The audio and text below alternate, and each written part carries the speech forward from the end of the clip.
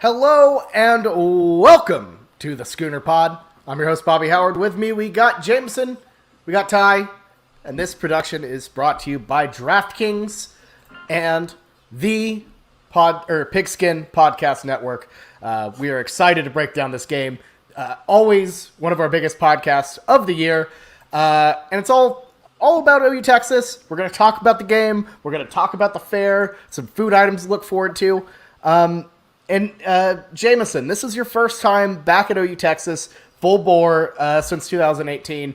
How excited are you to get back to what OU Texas really is? I am extremely excited. We'll talk more about the fair, but I think even though we're still in the heat of COVID, and let's just not talk about that, but it's just going to be so much, more fun seeing the stadium divided down the half, full capacity, and absolutely crowded amongst the fair. Being there last year, we linked up last year. It was cool, but we were talking about it was convenient. It was nice. It was pleasant. But I don't want convenient, nice, and pleasant. I want havoc. I get lost all the time. I get angry, drunk Texas fan. That's what I'm excited about.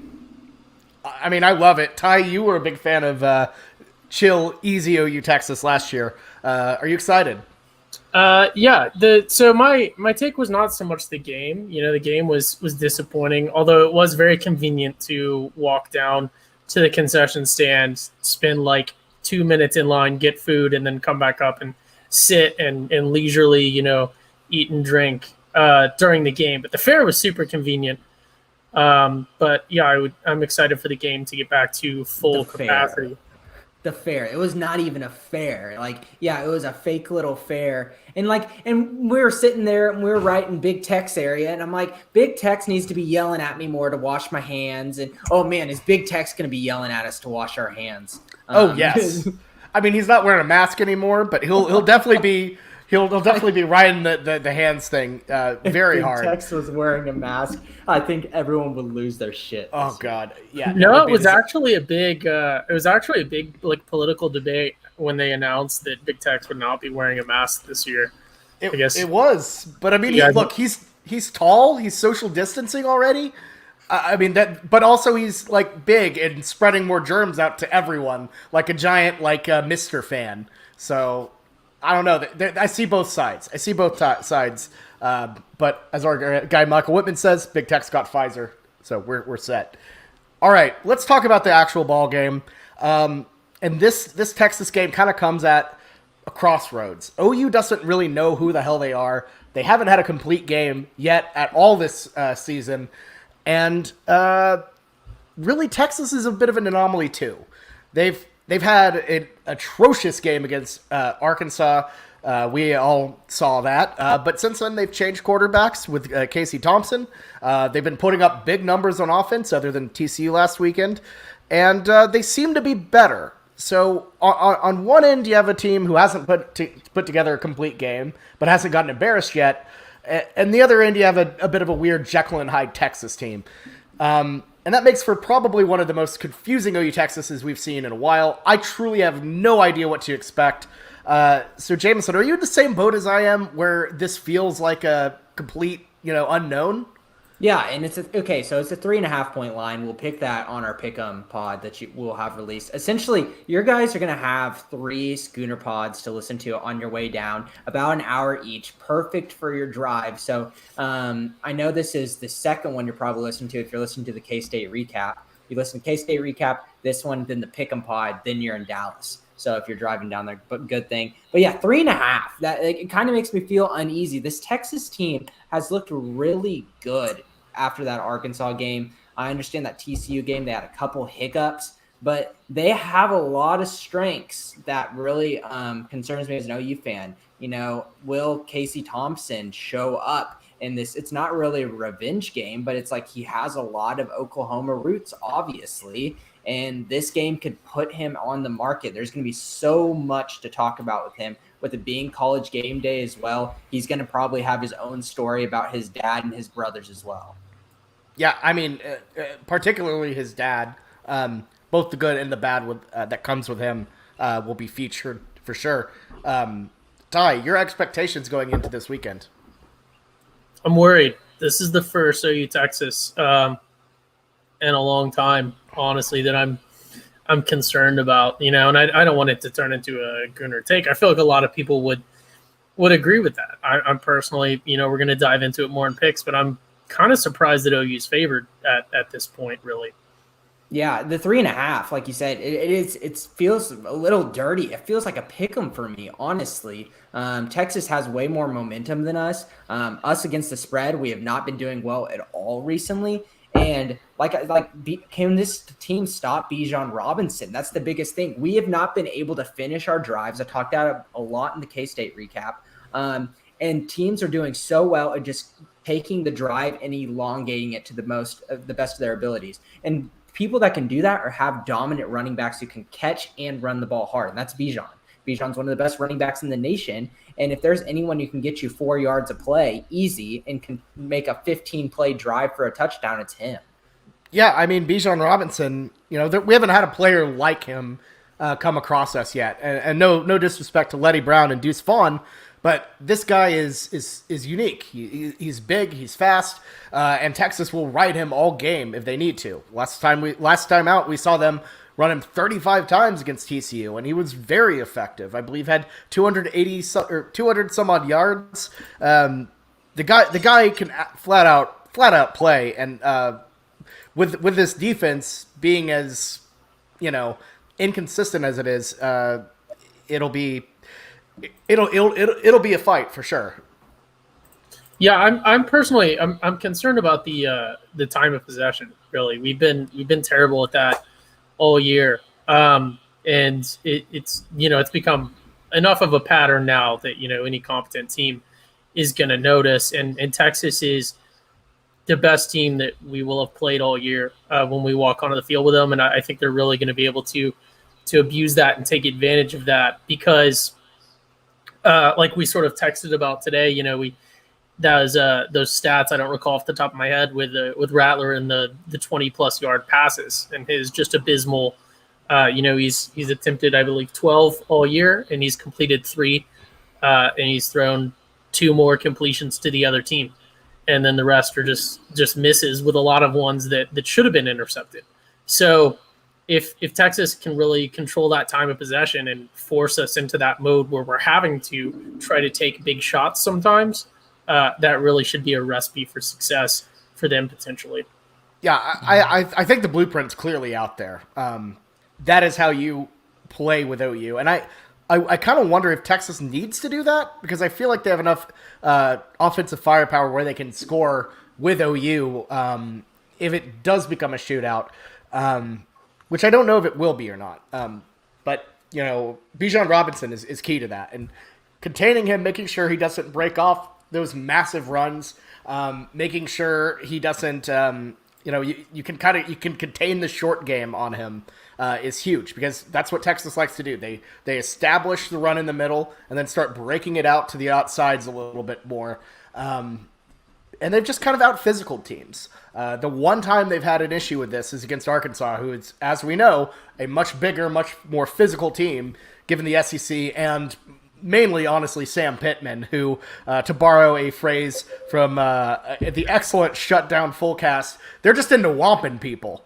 That's their strategy. We got a big quarterback, we got a big running back, we got, big linemen, we're just here to whomp you, which... there need to be more O-line head coaches because I love that. I love that strategy for sure. And, Texas won't be able to really do that against the caliber of guys OU has. But, OU has to show up for it. We saw the D-line kind of get, I wouldn't say manhandled against, K-State's offensive line. But we've seen them struggle a lot more than we thought. So... Jameson, how much is OU's D-line, how much of a factor are they going to be in this game in terms of slowing down Robinson, stopping Texas, and maybe, creating a little havoc back there? Yeah, Texas' offensive line is not, exceptional. The way that they run the ball and get yardage is not to the fact that they have this stellar offensive line. Their center and Jake Majors is good. They just lost their starting left guard for the season last week as well. but overall they don't have that much experience, and they've lost a couple of guys. And it's just been the talent of having a mobile quarterback inserted into their new offense. Whenever they benched the freshman from Austin, and they moved into Casey Thompson, and he's just completely opened up that offense. And as we know as OU fans, whenever we see a mobile quarterback, we're scarred, we're nervous. This is a guy that can just gash us. And the same thing is 3rd and 5, mobile quarterback. That is just a recipe for destruction against an OU defense. But it's going to be a huge game for our linebackers. I don't know. I think our defensive line is fine. I don't think that they're just going to do their job. But how is David Ugwebu going to play? How is Deshaun White going to play? How is Brian Asamoah going to play? Are they going to contain the middle? Are they going to have a good spy? Are they going to be able to run sideline to sideline? And are they going to be able to cover the halfback pass? I mean, yeah, the pass to the halfback, not Bijan passing the ball, but you never know. Run me back next week. Well, yeah, that as well. Yeah, if they're going to do that, but yeah, it's I feel like I'm most concerned about the D-line because I feel like they're the ones that we need to perform. And I'm basing that off the assumption that the secondary is just going to continue to be abysmal as they have been, especially with, possibly the best player on OU's team, DTY, being injured. So, yeah. And I think the D-line, the biggest thing for me is they have to get in there, cause some havoc with Casey Thompson. As we know, very specifically from last year in a way, quarterbacks entering this game for their first time ever, it's a tough scenario. It's a very tough situation. We've seen Rattler struggle. We've seen Mayfield struggle. It takes a while. So Thompson, who already is kind of turnover prone, really getting to him early, physically, hitting him, forcing him into, positions where he makes mistakes, chucks the ball up, and then actually, taking advantage of it. No Key Lawrence drops like last week. No easy, just fielded interception drops like we had against K-State. You have to take advantage of these moments. This game is won and lost by the teams that make mistakes and the teams that actually take risks that actually work. It's won in the margins. And sorry, Bobby. I just had to think of this because in the past years we've always done this, and I don't want to forget about this. Of who is your surprise impact player? Ty said Drake Stoops last year and was a great pick. I mean, honestly, just pick Drake Stoops, sit it, and forget about it. But I'm thinking about this, a guy that can go and make an aggressive play and a turnover because of a good pass rush. Got to think about Billy Bowman. Honestly, and I'm going to put him as my impact player. I'm not surprised, but the guy who makes a big play in this game that changes the tides. Former Texas commit. It's a big deal there. A guy that, coming from Denton, Texas, and him decommitting from Texas was a big deal for them.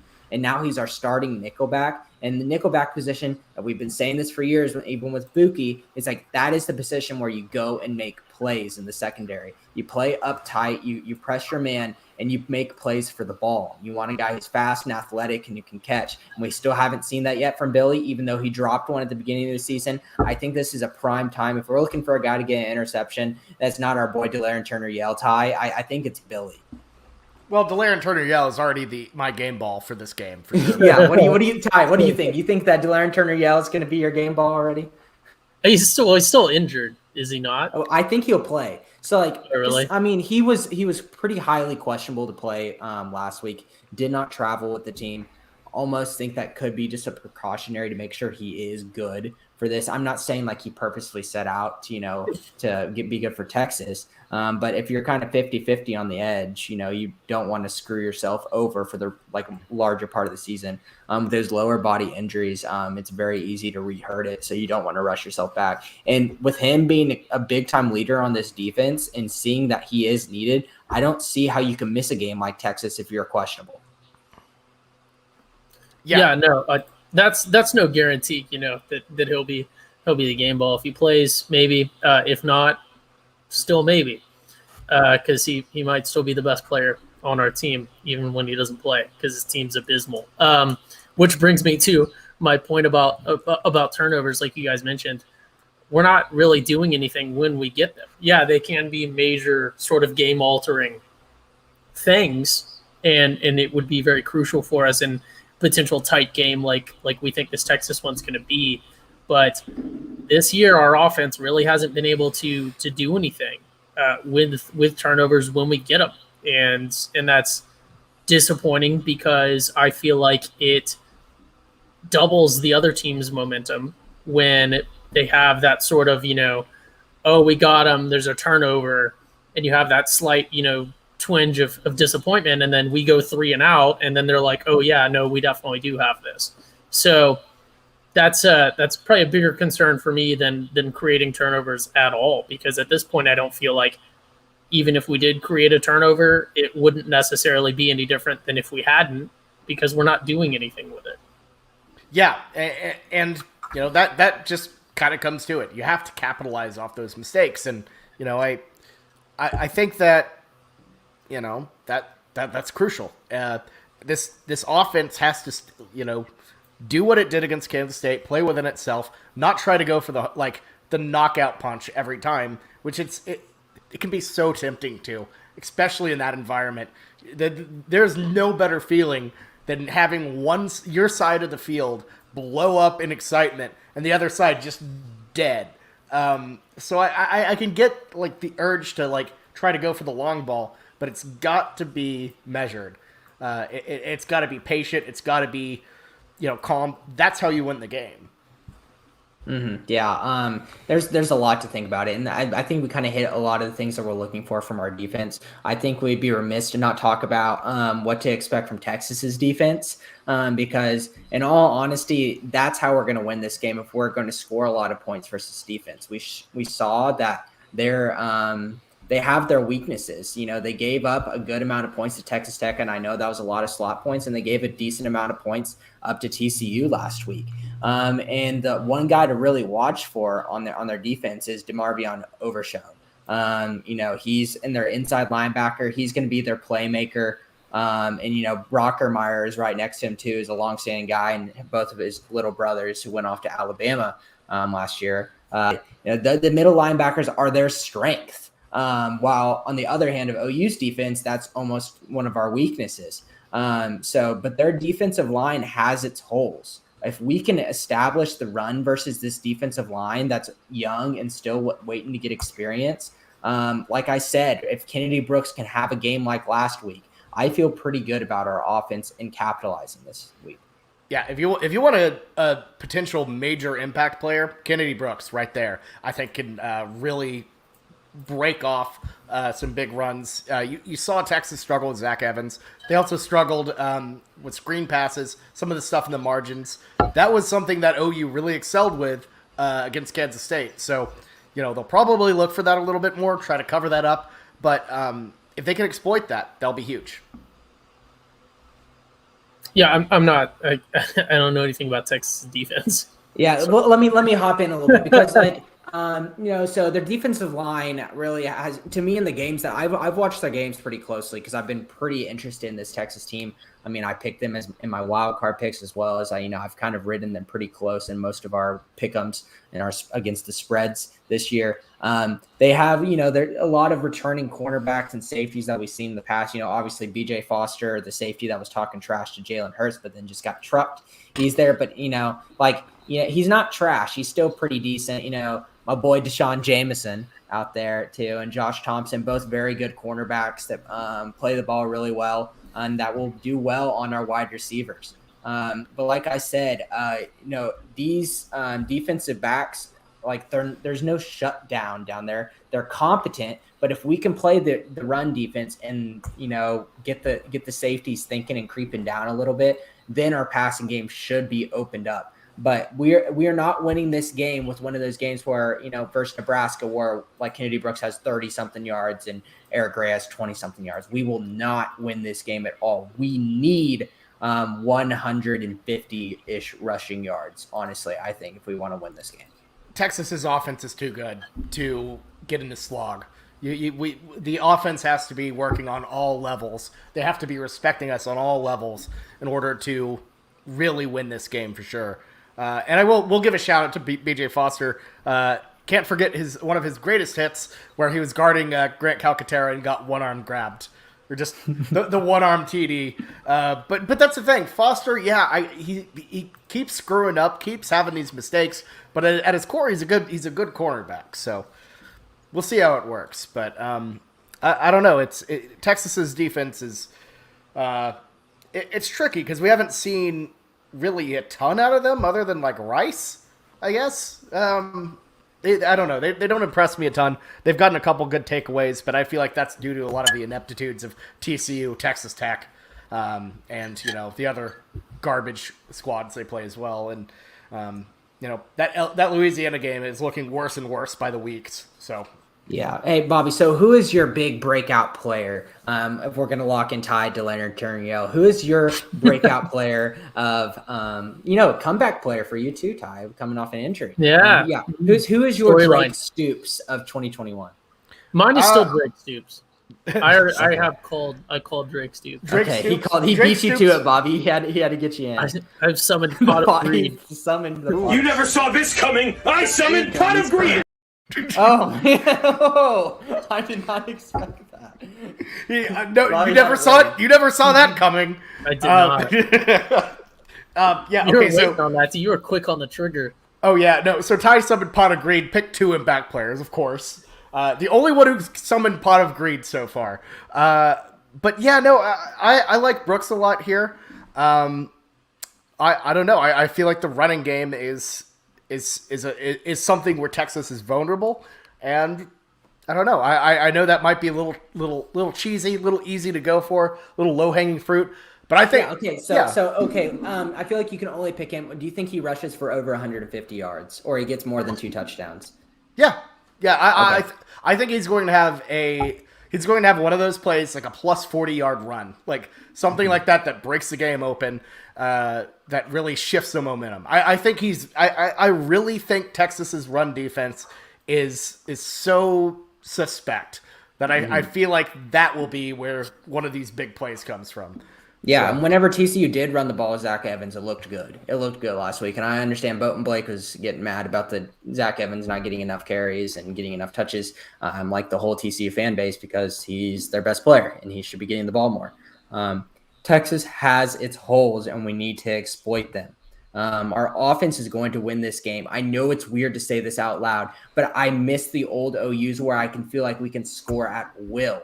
Honestly, I want that kind of game where, I understand our defense is a lot better, but these long drives where we only get, 7 possessions the whole game, that stresses me out because it almost guarantees a close game every single time. If we can have a game where we can just score at will every single possession, obviously we'd win, but that would feel a whole lot better. And I think that is something to where if we have the run game going, we can score on a lot of possessions.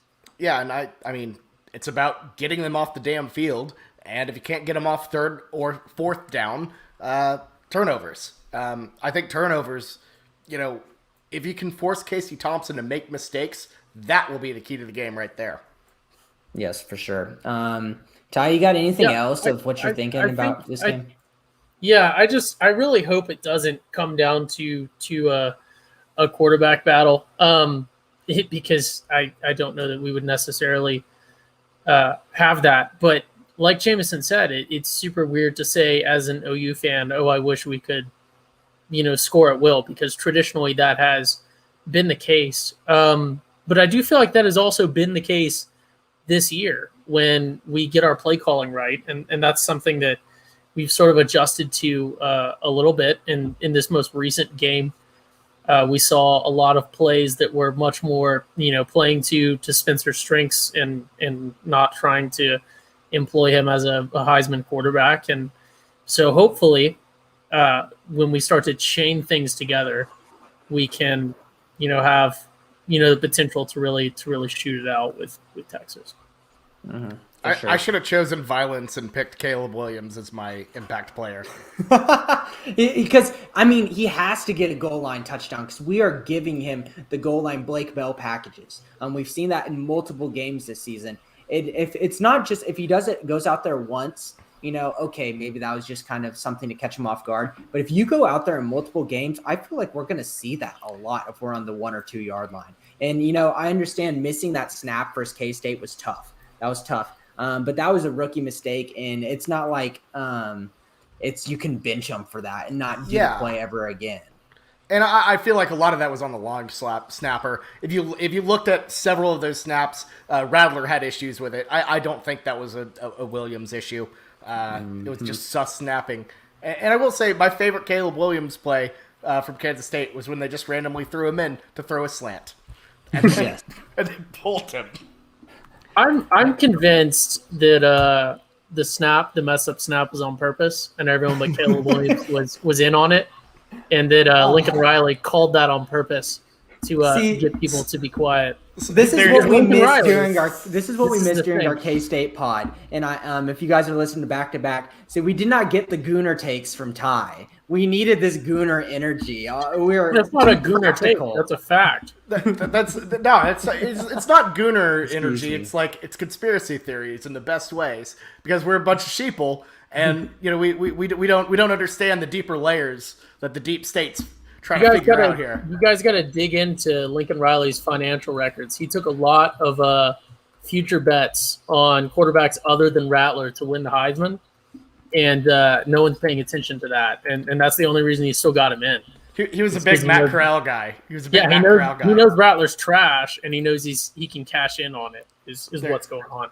Because certainly a competent coach would not continue to keep this dude playing. Well, there you go. Yeah. Talking about competent coach, one thing before we move on, I just want to get y'all's opinion of this, and we'll move on, talk about the fair, talk about the food, talk about how you should get there, when you should get there, everything. How do we think Steve Sarkisian is going to handle this environment? This is his first time, coming into this OU Texas game. It's a huge game. I understand he's had a lot of experience in other jobs, but this is a really big deal. Like, do you think he's up for the task? I mean, I do. If you look at his previous head coaching experiences, at Washington and USC, your biggest games are the Apple Cup, and UCLA, USC. They don't even really have a name for that crosstown rivalry. So, maybe not, but I don't know. He kind of coached in some Saints Falcons games. So, maybe that'll get to him too much. It'll either play out one or two different ways. He's going to get too aggressive, and it's either going to work or be a disaster. Or he's going to get hammered. Yeah, he's either going. All I know is he's excited for this game. His statements and the press conferences and stuff. This is something he's been looking forward to. So either he goes way, way, way too aggressive and just botches it, or it works and he looks like a genius. Mm-hmm. Yeah, I think he could have sort of not an advantage, but a prior knowledge coming in that he's played in the Rose Bowl before, so he's used to playing in just old stadiums that are just terrible facilities that are just hanging on because they can now host NASCAR allegedly, or because they have a legacy. So I'm sure he's used to just really ratty old stadiums, but. Yeah, it's obviously a completely different environment to play in. It's great prep for bowl games for both teams, obviously. So we'll see. I don't necessarily think that it's that big of a game. Maybe his first year. I'm sure it definitely becomes a massive game on the coaching side for either team, and tons and tons and tons of pressure. And I'm sure he is feeling that, that pressure, especially. Probably more so that OU is underperforming expectations this year. I'm sure there's a ton of pressure coming from, the Texas side, whether he is aware of it or not, that the expectation is for him to just dominate this game every time he plays it, and that was one of the things that has done in coaches from both sides in the past, is just poor performance in this game specifically. So, that can be a factor. So, the biggest disadvantage he has is the fact that he's not about to lose his job. Yep. Because this is a game where you constantly have guys like Charlie Strong or kind of Herman. who pull out these crazy wins against OU, and you get the great pictures of them with a golden hat, and everyone's like, "Oh, they're okay," and then they eventually get fired.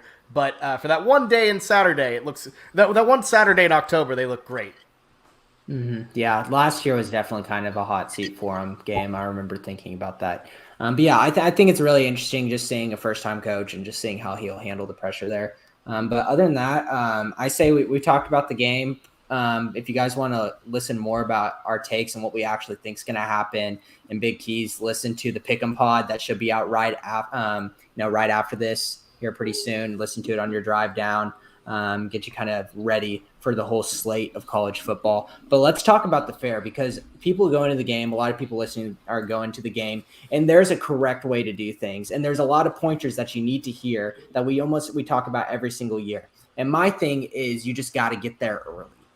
Bobby, what time do you get there? Oh man, well, like ideally, I like to get there at like 7:30, 8 a.m. Depends on depend on what happened the night before, the feasibility. I don't know. Like I try to bounce back as quick as I can and go, because that's the thing is you got to get there early, even if it was a 2:30 game. You got to get there early because you can't get the full experience at the fair of everything because too many people try to make it right for get right there at kickoff and they miss the corny dog line and they miss all this other stuff. They just go right to it. Well, you got to get your wax cup beer. You got to get your Fletcher's corny dog. You got to soak it up. You got to get a little walk around the stadium, really soak the entire experience up. And time wise, you got to get there early because if you're hungover, you know what the best cure for that is? A wax cup beer and a corny dog, and then you're fine. So just kind of push through, skip the continental breakfast. Just get there. Just get there as soon as you can, and the rest will take care of itself. Yeah, see, I disagree with the get there as soon as you can mentality. It just doesn't make sense to me because, like you guys said, there are pregame things that you've got to do, and that's get a Fletcher's corny dog, which, to the best of my knowledge, in sort of memories and calculations, truly takes, let's say, 45 minutes. Maybe 30 if you're lucky prior to the game. So you got 45 minutes for that. You got to devote another 10 or so minutes, realistically speaking, which seems a lot longer when you're standing in line, to get your beers. And then you got to devote at least 30 minutes to just sort of general movement and then entry into the game itself. So you don't necessarily have to get there that much earlier. Obviously, we're talking about an entry that is prior to kickoff by at least 30 minutes, if not an hour, as sort of the standard procedure is. So I'm not super big on the get there super early side of the house, even when it's a full fair year. I like to do my pre-fair ritual on the Dart, which is notoriously under-patrolled and just a great atmosphere when you're riding it down there. And what that means is you just got to stuff your pockets and everyone else that you're with's pockets, in your hat, everything else you can do with beer. And then you got your Dart ride that is whatever amount of time. And you just party on the Darty. And then when you I'm just laughing. He said put it in your hat because are you wearing your cowboy hat? You have to, right? Yeah. So, well, even here's the thing though, is even if you're not, we got for reference here, we got an empty ranch water and then also an empty Modelo. We got a couple different hats here potentially. So obviously the cowboy hat, Modelo, it's actually sized to go in there. And then as can a normal beer, obviously. And then something like a White Claw or something can also fit in there. Yeah. Pretty handy. But even if you're running with like a bucket hat, which is also sort of my standard fare move, or I don't have I don't have any other kind of empties in my room. Probably won't work with it. Yeah, so actually, I prior planned this segment actually. Yeah. So yeah, party on the Darty, and then you get off right there. Stop to throw up if you've got to. get accosted by Texas fans and homeless people, or other OU fans, which is generally the homeless population. Oh, And yeah, so 45 minutes for your corny dog. Get that. You're eating it in line and on your way to get more beer, and then you're in the game. So I'm not super big on, getting there as soon as you can. I guess I didn't calculate sort of entry into the fair time, but if you've pocketed your own drinks, that's generally not an issue. And then I like to do, post game. Everyone's going to want to eat. Everyone's going to want to do stuff anyways.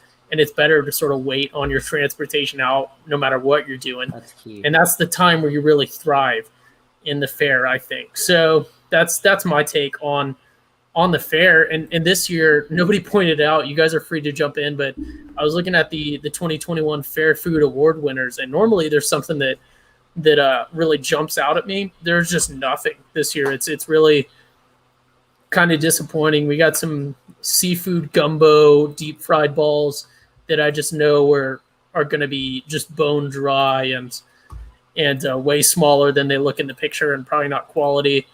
There's just nothing. I guess if I had to pick, if you guys pull up the State Fair of Texas website, in the car or whatever, you can look. Maybe the crispy crazy corn pops out to me the most.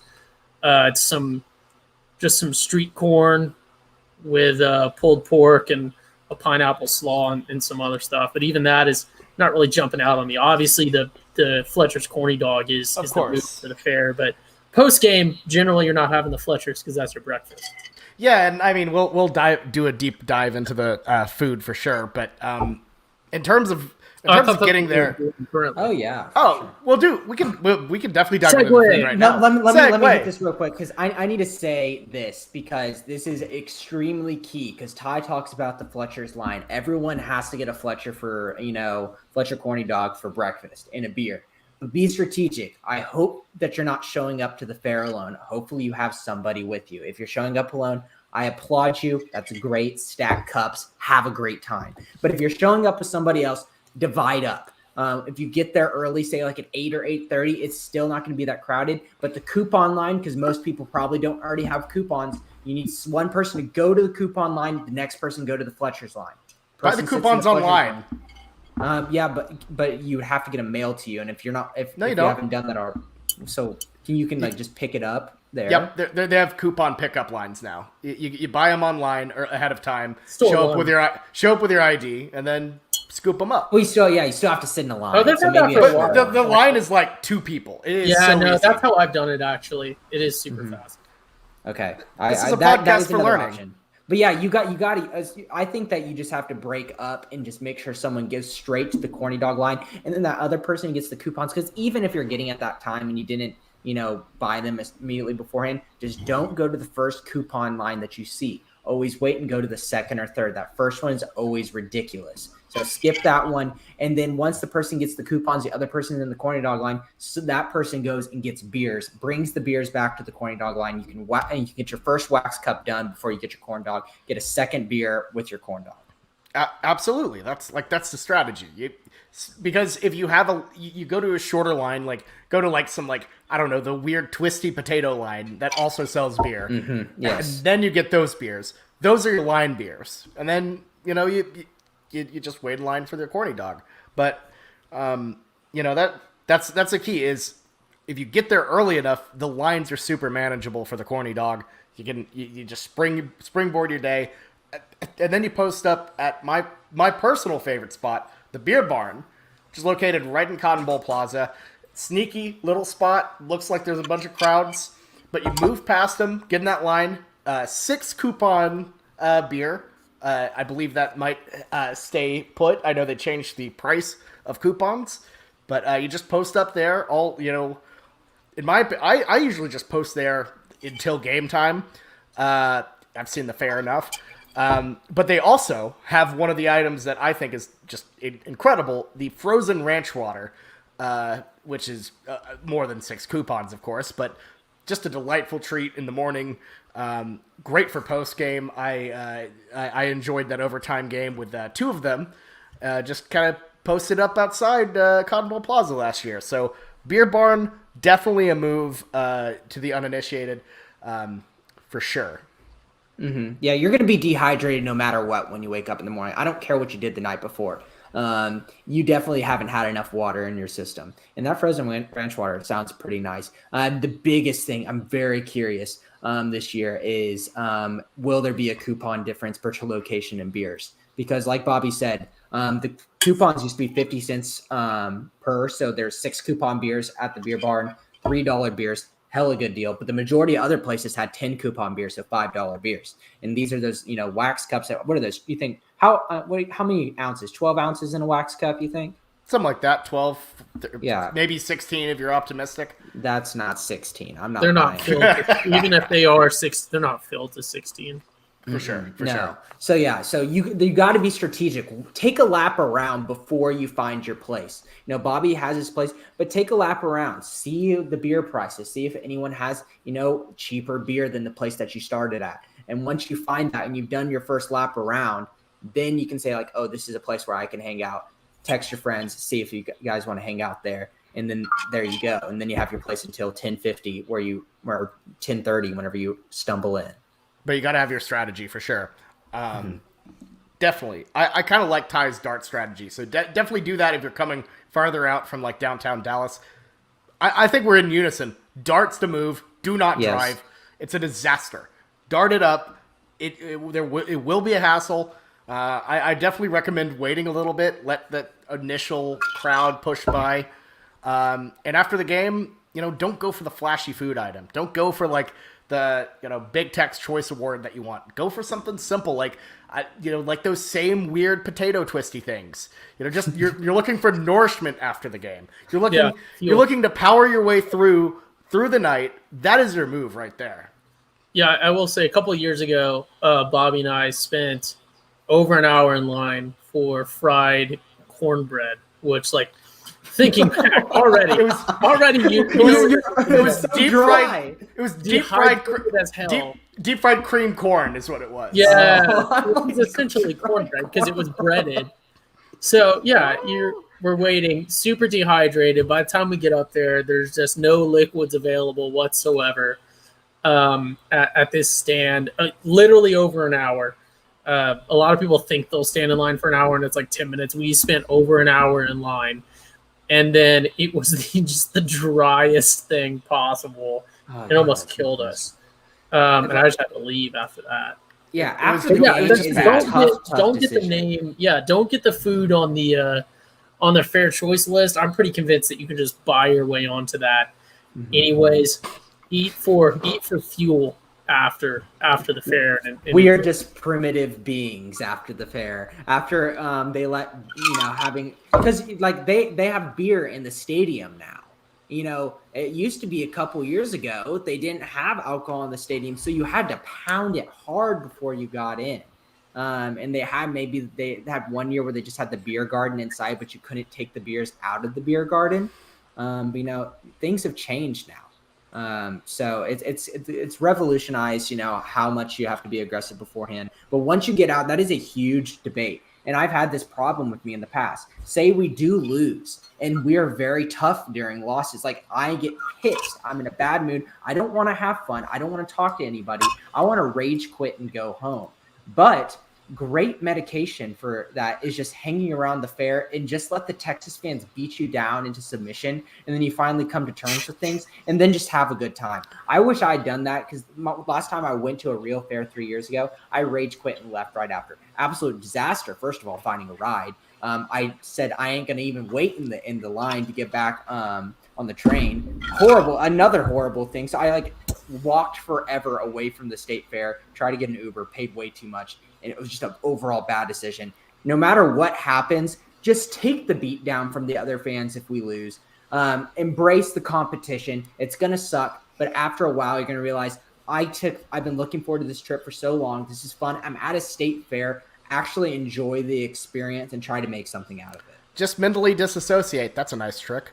I have two questions. I have two questions. One, I'll start with the slow pitch question here. What is, and I want to hear an answer from both of you guys, just quick answer. What is the likelihood of success now that we're into 2021 in Texas filled with Texas and Oklahoma fans of the strategy of getting into a line and then just incessantly, terribly coughing the entire time you're in line? Or do you think you're going to clear out the line any by doing it? In Texas, no. In Texas, no. Absolutely not. No, Right, they won't care. They don't even fair. think it's real. Okay, that's what I was thinking as well. But we got to provide that to the listeners. Second question. This is the fast pitch. This is I don't know anything about baseball. I think a changeup is one of the ways that they throw the ball. It's a slow pitch. That's a slow pitch. Okay, changeup is they've been throwing fast the whole game, and then they throw something. Okay, so the last question, the ball was on the tee, and we're moving into coach pitch now. Okay. So, this is bad. What is the likelihood that we get from the OU half of the stadium a "We Want Caleb" chant during the game? Obviously, so obviously there's some more to this, right? Because it starts to play into how is OU doing, but I don't think that it's unlikely, especially when you got to consider that the students are now spread out, right? The students are in little groups distributed all about to sort of raise mayhem around the stadium. I don't think it's implausible. If it gets really bad, which it could, then yes. Mm-hmm. I don't think it'd be another situation like we had last game or the 2 games ago, whenever that happened. But if we're down by 21, absolutely. And that's at the point where I still don't condone those chants, but you start to think about, okay, this kind of makes sense. We're down. I don't know if we're going to come back. Let's just try something different. We actually just had a live. I don't know if you saw it, Jameson, from our friend Michael. It said that there's a likelihood of the Texas side chanting it. To which I would respond, there's a likelihood that we reach a point in the game where the entire stadium is chanting it, which if OU was getting blown out would make it totally worth it for me. Like I would walk away happy and remember for the rest of my life the time that our supposed all-time great quarterback got chanted out of the stadium by both sides as OU got blown out. Well, we can't agree there will be an SEC chant. I'm not sure if it will be ironic or not ironic. That'll be weird, very weird for sure. But I could see it pregame, and I could see it unfortunately not making it on TV.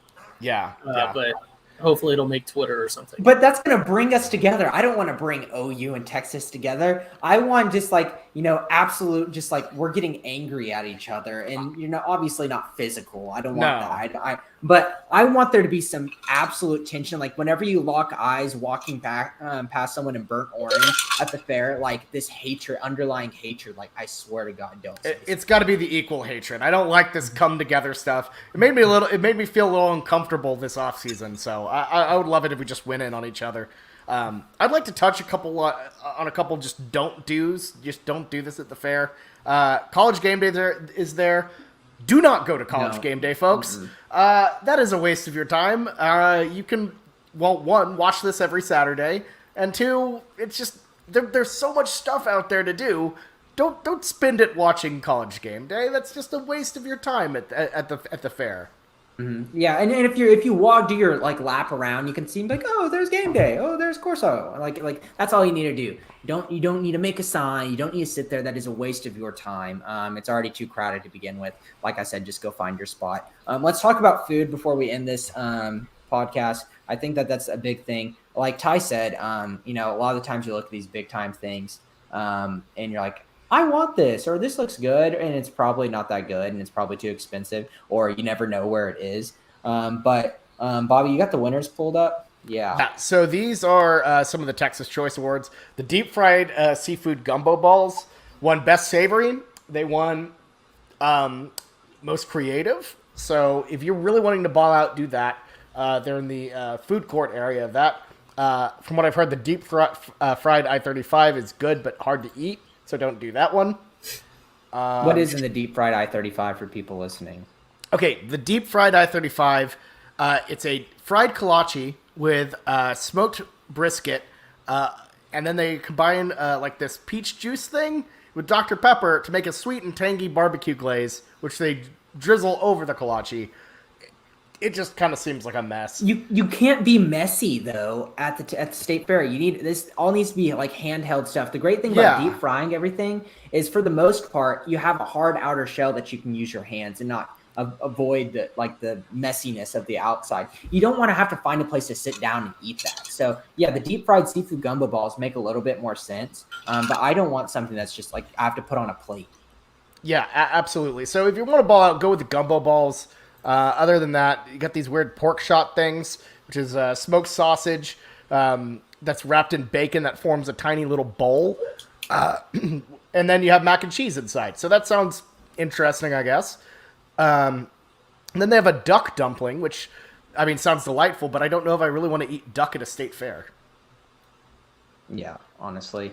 I'm looking at one thing that didn't make the awards, but I'm interested in just because I'm a sucker for something sweet afterwards. And you get your like fried Twinkies, your fried, you see all this stuff, the brisket and the Oreos. But listen to this. If anyone likes tangy, tart desserts, Southern Fried Lemon Icebox Pie Balls. So a pie ball is infused with graham crackers, lemon zest, and brown sugar. And it has like, a lemon infusion into like a fried, like a chicken fry flash fry on the outside into like a pie crust. Oh, wow. That's something. I'm interested into that. That I might have to go look for my limited icebox balls. And also we were making jokes. There's something called the gobble balls. Ty, do you like something called a gobble ball? No, I don't know. I don't know that I sort of left the thought unfinished, but my post game food idea or thoughts is just shortest line is really the move. I don't like we talked about, don't fall for the sort of, oh, you have to get this amazing once in a lifetime, never going to happen again fair food. Because if it were that amazing, like the Fletcher's corny dogs and everything else, it would be also available outside of the fair. And I'm not advocating to eat Fletcher's corny dogs outside of the fair, but they live up to the hype. Therefore, capitalism has ensured that they are available to make money from consumers at all times. There's a reason that this stuff is only available once a year through just weird marketing. Which is true. And I will say, of the sweet items, we actually have a recommendation from our good friend Boat Blake that the armadillo is actually really good. Now, the armadillo is a ice cream cookie sandwich with cookie butter ice cream in the middle, which is apparently really good. So if you're looking for like a sweet item, that looks like a good one. It's portable. Probably have to eat it fast because it's hot. But we have verbal confirmation that one's good from Boat Blake. Mm-hmm. So I would give that a shot if you're into a sweet treat. No word on if the corn dog beer is back.